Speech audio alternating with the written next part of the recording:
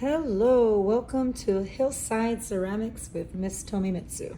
Today I'm going to show you how to use these applique makers, the plaster and the silicone, to make appliques.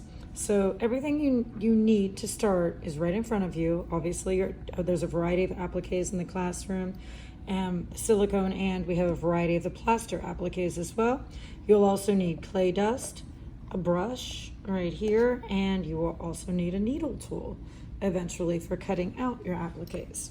So I'm going to go ahead and set this to the side, and I'm going to show you some of the appliques that I made that are already leather hard, because when you make your appliques, the condition will be plastic, but when you join your appliques to your skull project, your appliques have to be leather hard. Otherwise, you'll dent them, and your skull is going to be leather hard. And when your skull is leather hard, everything you add to it has to be leather hard as well. And the nice thing is when you go to join, you'll have to add some pressure. And you see I'm adding a little pressure, and I'm not really denting this too much. And that's important. You want it to keep its shape. This one's a little bit softer, but I can handle it and not dent it. You'll see here as well. So to start, you'll want to grab your whatever you're going to use, whichever applique maker you're going to, and I'm going to choose these ones, plaster ones at first. And you're also going to need, we almost forgot, some clay. So I'm going to cut off a chunk of clay, and I'm going to just roll it kind of in a ball that's going to, well, first off in a ball, we're just going to shape it and make it bigger than the design that I'm going to be impressing it into. So and I'll flatten it a little bit, but you don't want it to be too flat. And you just kind of lay it on there, and it doesn't quite cover that leaf, so I'll just push a little clay over. And then you can take like the lid of the clay dust and just press down. You want something flat to press down. And the plaster, obviously is non-stick if you're not sure about plaster, but the applique may stick to the lid. So if you turn it around, you see a really nice flower here, and you just want to gently peel it off the lid, or whatever you push with. You can also just do it with your hands sometimes. So I'll grab another piece. We'll put it on this smaller flower. And you want to go bigger, okay? And then you can just kind of pat it also and really push it in. And then from the outside here, pull back. So you have these nice flower appliques, okay? And then you would take your needle, just lay it down on your table or on your black disc that everyone gets in class. You can lay it on that and then just cut around it. And you can just cut little parts out at a time so you can get them whisked away. And whatever you do though, you want to take your scraps and quickly smash them together, and I'll show you that in a moment, and wedge them up so they can be reused immediately for your next applique. So here's one that I cut out, and it's a rough cut. When it gets leather hard, you can take your sponge, and I'll show you that, and kind of clean it up a little bit better. So you would put that to the side on your black disc, and just like I did here, and again, take your scraps, you can wedge them together, and then start your next applique. So there's, like I said, there's a variety of plaster applique makers in the classroom. Here's one that's a butterfly, and these could be really nicely used for this skull project we're doing. You could cut them in half, you could use the whole thing, whatever, for the flowers. And there's all kinds of different ones in the classroom, but you need to understand that these are fragile. They're made of plaster. If I slam this on the table, I'll break it. If I manhandle it, I'll break it. Also, you never want to do not use the needle tool to pluck out your clay from this, because you don't want to scratch it up, because that messes up the integrity of the mold, and you want it to look nice. Also, because they're non-stick, you don't use any type of dust or oil when you lay the clay in them. You just put the raw clay right on the raw plaster. All right, so speaking of the dust though, you will need clay dust for the next technique, and same technique, but the next type of mold, which are the silicone molds. So I can easily just pick whatever I want here and use several, but try to, because we have a lot more of these in class, but we need to share. So only take one or two to your table at a time. And we have several of these different mats that have a wide variety. And again, we have all these different ones. And maybe we'll try first with this Monstera. It's one of my favorites. I wedge the clay, so I'll give it a little wedge that scraps some more. And I can go ahead then and lay down my clay dust first. And this is found at Grand Central Station. You just kind of brush some and brush it around the applique maker too. And I had a student that said, oh, that's dust, we're gonna be breathing that. Well, yes, it is dust. We're not gonna be breathing it though. You're not gonna be slamming it around the room and flinging it around. And you're gonna make sure to always clean up after yourself, right, immediately afterwards. So you're gonna take, again, an amount of clay, flatten it a little bit, and you wanna make it just a little bit larger than the shape of the Monstera. And just press in. And this is where I like to just turn it around and press it on the table. And then instead of lifting the clay off the plaster, or the silicone, lift the silicone off the clay. And you get these really nice shapes. And again, you would take patience, time and patience, and cut this out using a clean needle tool on your desk, okay? So another student asked, well, what about the, this is gray clay, and it's actually Fire's white clay dust, and it leaves a little highlight on your clay, which can be kind of neat for appliques also. So it's fairly easy. I'll do one more, maybe I'll do this little bow. And again, you just brush on the clay dust. You can leave a little in there, all around it. Take a little wad of clay, lay it down, put pressure, and I can just put my pressure by turning it around. And you don't want to do it on this wet part, so I'm going to rotate it over to a drier part of the table, because if you do that, it's going to end up sticking to the wet table or the dampened table. And I'll just put pressure, and again, peel my silicone off the clay. Voila! And just so you see, to cut it out, you know, cut out parts of it at a time. And then again, make sure you take that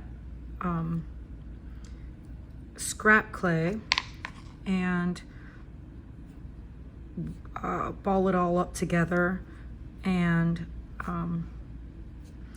wedge it so that you have more clay to use for your next applique or whatever you are building next. And again, this is very roughly cut. You would wait for it to be leather hard. And when they're leather hard, like I was showing you the other ones, I'll put these to the side. Okay, so when it's leather hard, you would take another tool. I forgot to grab my sponge and water, but you'll take your sponge and a little bit of water and just smooth slightly around that. So keep your sponge and water nearby so you don't have to run across the room like I just did. And I have it here, and just very carefully smooth around the sides. And they're leather hard, so it's easier when they're leather hard to smooth that nicely. And if you were going to add this to as a decorative touch for the Day of the Dead skull or the Oaxacan animal, you want to decorate the head of either of those, it would be really nice. You could put the whole flower on, and I know there's a lot of variations in the clay here. That's just because we used freshly pugged clay that was pugged between, it's a mixture of 3 different clay bodies. There's actually red, black, and white in there, but it doesn't matter because we're going to be painting over it anyway, so you won't even tell. And if you're glazing, that would just make it more interesting. But now that it's nice smoothed out in the front and the sides, and you can smooth a little bit more, and you can get any lumpy bumpy stuff out of there.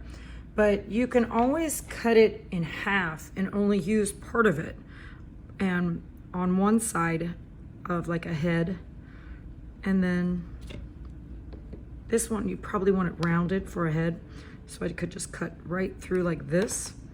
But whatever you want to do, you want to angle it, so if you have an angled shape that you're attaching your applique to, that it'll attach nicely to that applique. So I'll show you an example of that, and we'll add, I can show you, I'm not going to score and slip today, because that's going to be in another demo, but I have a skull here, and all this mess made around me. And, you know, if you're putting it on the head, you want the cutout to be rounded too. So later on, I could score and slip this to it. Okay, I could score and slip this to it. Is that a really nice start for an applique, or for like a headband for the Day of the Dead? Later on, I have these, move the camera here. I have these crosses. I've had some since it'll need to be cleaned up, that put the cross, you know, between the eyes, and that could come out really nicely. Don't snap it. Make sure you score and slip it. And again, you could have flowers on there.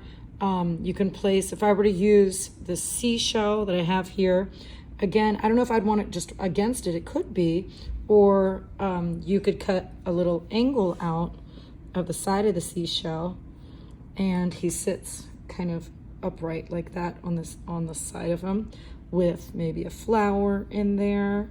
Okay, and you could add that other flower, and again, you would want to slip and score. Okay, so I could start something like that, okay, really nicely. And maybe I want to add my pineapple, so I would take my pineapple here, my little pineapple, and slice out the side, okay, here. And I could always add in a little pineapple. Let me move the screen. Whoopsie. Add in a little pineapple on the side, okay? And then if I wanted to add, and again, all of these I'm just sitting down on it. Later on, I'll be slipping and scoring. But I have a little bumblebee here. So I could probably just kind of push on him a little bit and maybe add the bumblebee. Maybe or just slice out a little bit out of the back on the bumblebee, and maybe lay him between the flowers here, okay? And so you see how it gets layered up, all the different appliques. And if I wanted to continue, I have this headband. Now, I let it dry not dry, but get leather hard in the position of the head.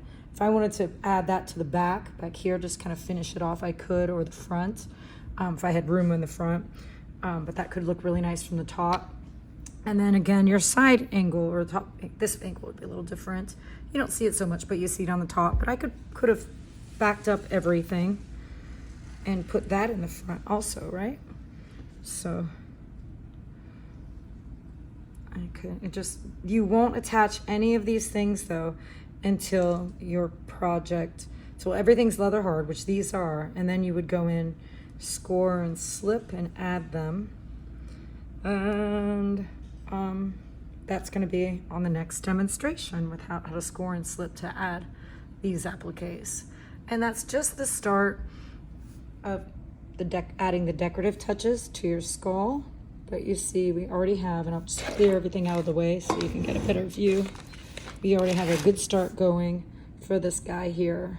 He needs smoothed up a little more, or she needs smoothed up, or they need smoothed up a little more. But you can see where you have a good start. All right, thank you for watching. Don't forget to like and subscribe and smash that notification button, because we want you to get updates as I send videos for you. Thank you. Have a wonderful day. Bye-bye.